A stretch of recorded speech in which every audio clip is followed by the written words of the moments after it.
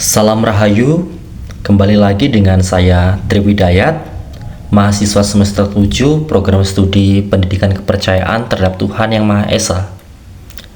Di video kali ini aku akan membahas salah satu masyarakat adat di Indonesia yang terkenal atau identik dengan ajarannya untuk melestarikan atau merawat alam, yaitu yang terdapat dalam komunitas atau masyarakat adat Kajang. Lalu, jika ada pelanggaran-pelanggaran yang terjadi seputar kerusakan lingkungan, adakah sanksi-sanksi yang dikenakan? Nah, untuk tahu lebih lanjut, simak video ini hingga akhir, oke? Masyarakat adat Kajang Amatoa merupakan salah satu komunitas adat di Indonesia yang hingga kini masih menjaga dan merawat kebudayaan leluhur secara konsisten. Masyarakat adat ini bermukim di Kecamatan Kajang, Kabupaten Bulukumba, Provinsi Sulawesi Selatan. Secara umum, masyarakat Kajang tinggal secara berkelompok di kawasan hutan adat yang disebut Tanah Toa, yang berarti tanah tua atau tanah asal-usul yang paling awal. Bagi masyarakat Kajang, Tanah Toa bukan sekedar wilayah geografis, melainkan wilayah sakral yang diyakini sebagai pusat kehidupan dan warisan leluhur. Suku Kajang dikenal sebagai masyarakat adat yang sangat menjunjung tinggi nilai kearifan lokal, terutama dalam menjaga hubungan harmonis antara manusia, alam, dan Tuhan. Mereka menolak berbagai bentuk modernisasi yang dianggap dapat merusak keseimbangan lingkungan dan kehidupan sosial masyarakat. Sikap ini tercermin dari pola hidup yang sederhana, penolakan terhadap teknologi modern, serta ketaatan terhadap aturan adat yang diwariskan secara turun-temurun. Pedoman hidup masyarakat adat Kajang tertuang dalam ajaran Pasangri Kajang, yaitu seperangkat pesan leluhur yang diyakini bersumber dari Turie Arana atau Tuhan Yang Maha Kuasa. Pasangri Kajang berisi berbagai perintah dan larangan yang mengatur seluruh aspek kehidupan masyarakat, mulai dari hubungan antar sesama manusia, hubungan manusia dengan alam, hingga hubungan manusia dengan Tuhan.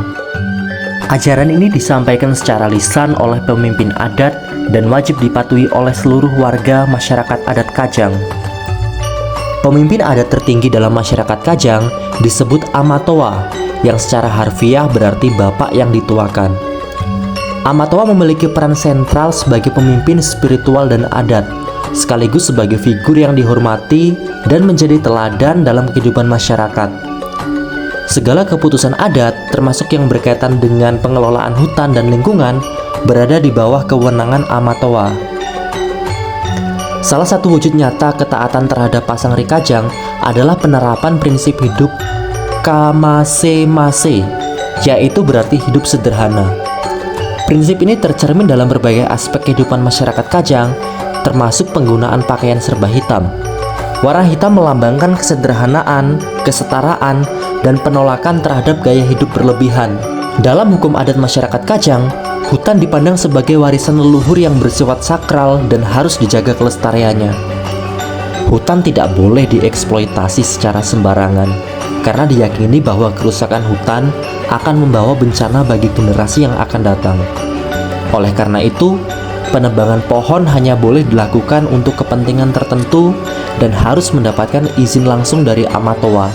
Apabila terjadi pelanggaran terhadap aturan adat terkait pengelolaan hutan, maka akan dikenakan sanksi adat yang dikenal dengan istilah babala.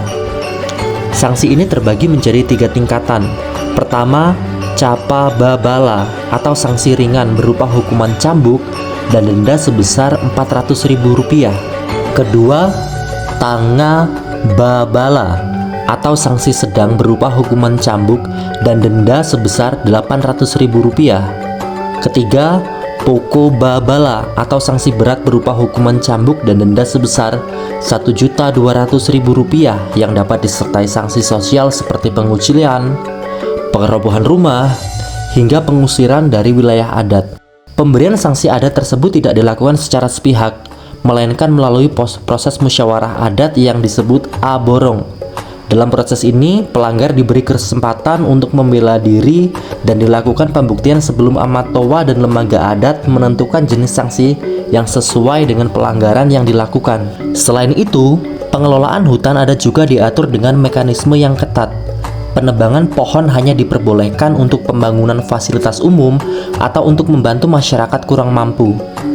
Setelah mendapat izin Amatowa, sebelum menebang pohon, masyarakat wajib menanam 2 pohon sejenis sebagai bentuk tanggung jawab ekologis, dengan lokasi penanaman ditentukan oleh Amatowa. Keberadaan dan pelaksanaan hukum adat masyarakat Kajang juga mendapat pengakuan dan perlindungan hukum dari negara melalui Peraturan Daerah Kabupaten Bulukumba Nomor 9 Tahun 2015 tentang pengukuhan, pengakuan hak, dan perlindungan hak masyarakat hukum adat Amatowa Kajang. Dalam peraturan ini ditegaskan bahwa sistem penguasaan dan pemanfaatan lahan di wilayah adat Kajang ditetapkan berdasarkan pasang sebagai pedoman hidup masyarakat. Lebih lanjut, peraturan daerah tersebut juga mengatur tugas, wewenang, dan hak masyarakat adat Kajang, termasuk hak untuk menjalankan hukum dan peradilan adat dalam menyelesaikan setiap pelanggaran yang terjadi di wilayah adatnya. Hal ini menunjukkan bahwa hukum adat masyarakat Kajang, khususnya dalam menjaga lingkungan, tidak hanya memiliki legitimasi adat, tetapi juga legitimasi hukum negara. Dengan demikian, masyarakat adat Kajang dapat dipandang sebagai contoh nyata masyarakat adat yang berhasil menjaga kelestarian lingkungan melalui ketaatan terhadap hukum adat, kearifan lokal, serta dukungan regulasi negara. Oke, demikianlah gambaran singkat mengenai ajaran atau hukum adat pada masyarakat suku Kajang. Melalui video ini akhirnya kita tahu ternyata nilai-nilai yang terkandung dalam kearifan lokal itu masih sangat-sangat relevan dan diterapkan terutama dalam ranah pelestarian lingkungan. Dan tentu saja pelestarian lingkungan yang baik dilakukan oleh komunitas masyarakat Kajang ataupun masyarakat adat lainnya tidak bisa berjalan sendirian. Perlunya dukungan dari pemerintah pusat untuk menaungi atau memberikan regulasi sejalan sehingga dalam pelaksanaannya komunitas adat itu memiliki payung hukum yang sah.